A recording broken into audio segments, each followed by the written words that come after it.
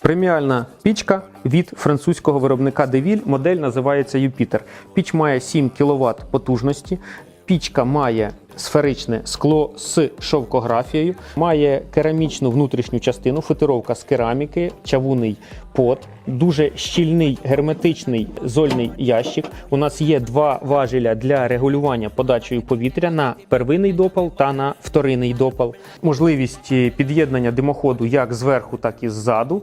Зовнішнє облицювання. Стінки виконані з матеріалу, який називається серпентиніт. Діаметр димоходу 150 мм.